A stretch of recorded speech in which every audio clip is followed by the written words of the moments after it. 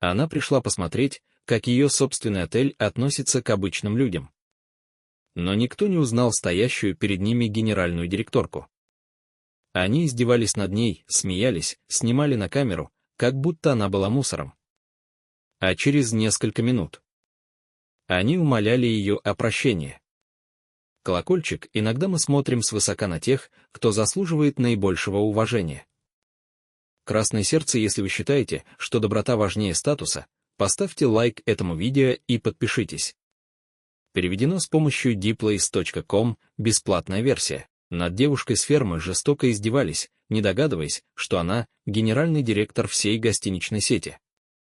Тем утром, прямо перед величественным отелем Тел, она появилась в потрепанной одежде и с растрепанной косой, медленно подходя к входу и таща за собой старенький чемодан, покрытый пылью. Она едва успела сделать несколько шагов, как перед ней резко встал охранник, грубо схватив ее за руку. «Стой!» — рявкнул он с презрением.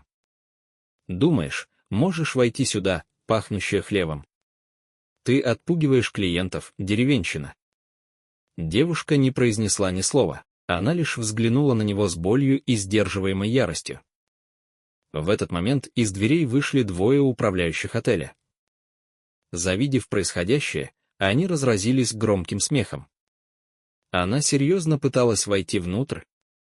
Один из них выдохнул сквозь смех. Блондинка в деловом костюме насмехалась над ней, даже не подозревая, что перед ней стояла ее собственная начальница. «Может, она пришла за остатками от завтрака», — добавил другой, смеясь. Никто из них не мог представить, что именно эта деревенская девушка основала всю гостиничную сеть с нуля, и что этот отель был одним из самых престижных, но она хранила молчание. У нее была цель лично убедиться, правда ли то, что ей рассказывали о том, как здесь обращаются с простыми клиентами. К сожалению, действительность оказалась даже хуже ее самых мрачных подозрений. «Уходи, пока я сам тебя отсюда не вытащил», — прорычал охранник, сжимая ее руку еще сильнее. Она не сопротивлялась силой, лишь стояла с достоинством. «Я всего лишь хочу поговорить с управляющим», — спокойно, но твердо сказала она. Охранник расхохотался. «Ты? С управляющим?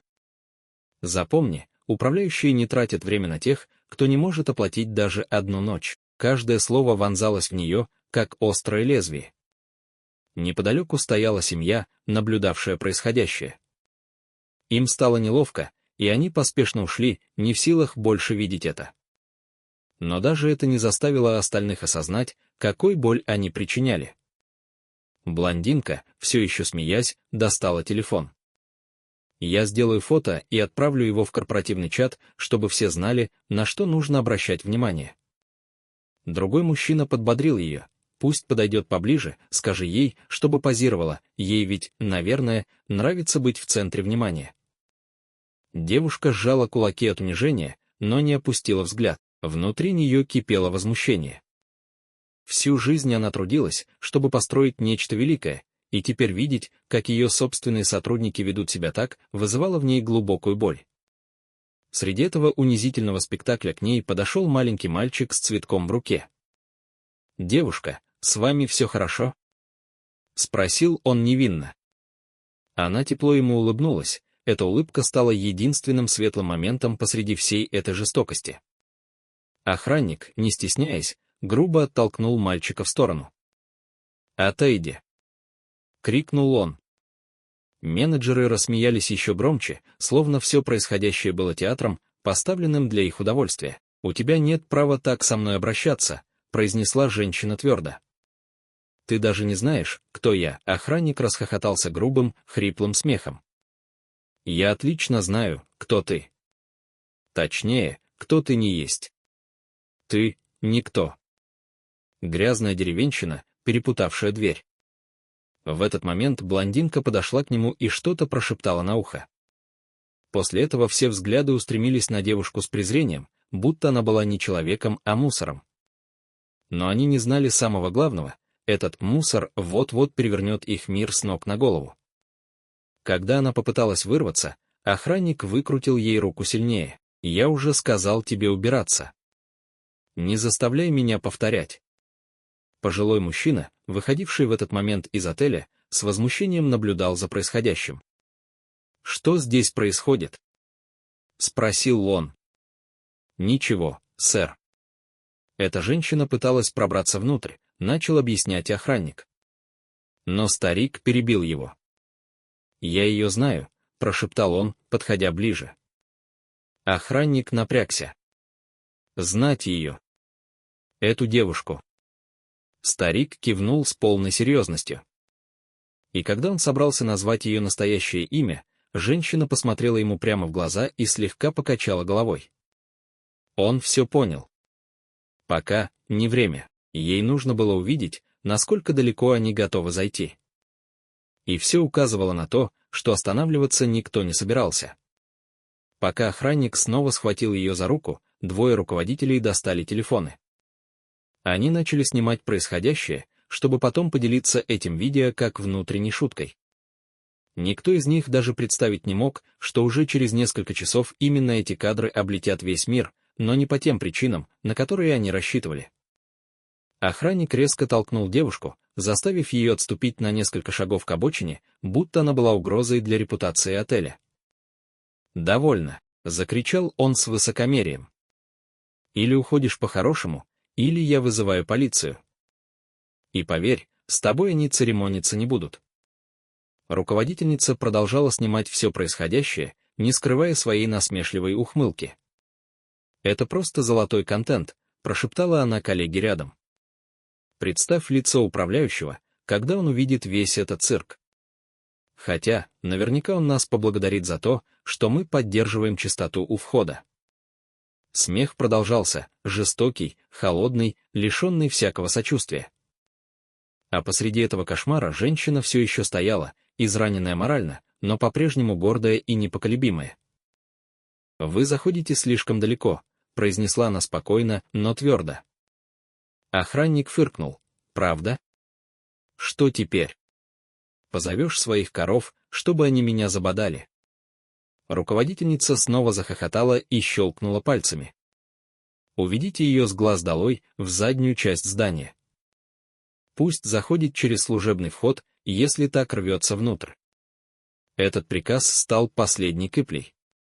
Пожилой мужчина, который уже пытался вмешаться, вышел вперед с решительностью в голосе. «Хватит!» — сказал он громко. «Эта женщина совсем не та, за кого вы ее принимаете».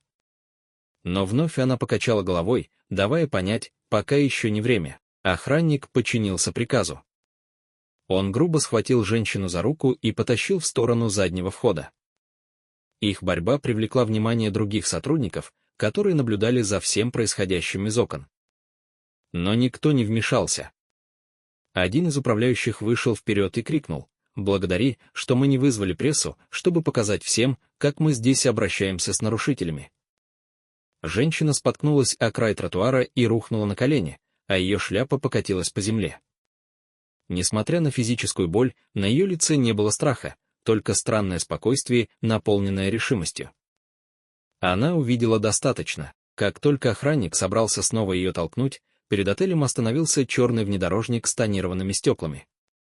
Из него вышел мужчина в безупречном костюме с суровым выражением лица. «Что, черт возьми, здесь происходит?» Прозвучал его твердый голос. Все застынули. Охранник тут же отпустил женщину. Руководительница отступила на шаг назад. Сеньор Кортес — это всего лишь какая-то бездомная, которая пыталась пробраться внутрь. Мы уже разбираемся. Мужчина взглянул на нее с холодным презрением. «Бездомная», — повторил он, приближаясь к девушке, сидевшей на земле. «Так вы теперь называете основательницу и генерального директора этой гостиничной сети?» Тишина была оглушающей. Лицо руководительницы исказилось от ужаса. «Нет. Это не может быть», — пробормотала она. Охранник побледнел. Старик молча улыбнулся. Женщина, все еще на земле, медленно поднялась, сохранив свое достоинство. «Спасибо, что приехал Эрнесто», — сказала она мужчине. «Я хотела лично убедиться, как здесь обращаются с простыми клиентами. Теперь у меня есть ответ». Испуганный управляющий отступил назад, заикаясь. Мы не знали.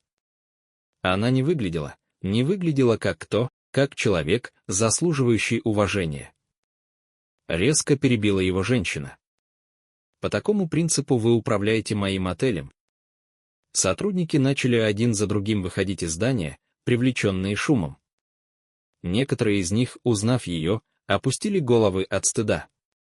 Женщина повернулась к охраннику. С этого момента вы уволены. И знайте, я отправлю это видео во все охранные агентства города. Пусть все знают, кого нельзя ставить на вход ни в один уважающий себя бизнес. Затем она обратилась к исполнительной сотруднице. А ты? В моей компании нет места для тех, кто унижает других за внешний вид. Собирай свои вещи. Ты уволена. Женщина попыталась оправдаться, но тишина, наступившая после этих слов, оказалась громче любых объяснений. Мальчик, который раньше подарил ей цветок, снова подошел ближе. «Я знал, что вы хорошая», — тихо сказал он. Она нежно провела рукой по его голове. «Спасибо, что относился ко мне как к человеку, когда никто другой этого не делал». Она обвела взглядом остальных сотрудников. С этого момента каждый, кто переступит порог этого отеля, будет встречен с уважением, будь то миллиардер или человек с землей на руках. Это наша новая политика. И если кто-то не способен ее соблюдать, дверь вы знаете где. Кто-то начал аплодировать, кто-то молчал, но все поняли, что правила изменились. Пока уволенную руководительницу выводили из здания, вокруг отеля начала собираться толпа. Кто-то выложил видео в сеть, и за считанные минуты оно стало вирусным. Комментарии не заставили себя ждать, тысячи людей были потрясены и возмущены увиденным. Влиятельные клиенты заявили, что продолжат сотрудничество с отелем только в том случае, если новый, человечный подход будет сохранен. А та самая девушка, которую всего несколько минут назад унижали на глазах у всех, теперь стала символом достоинства и справедливости. Она вернула себе контроль не через месть, а через правду, и именно это, для многих, оказалось дороже любого наказания.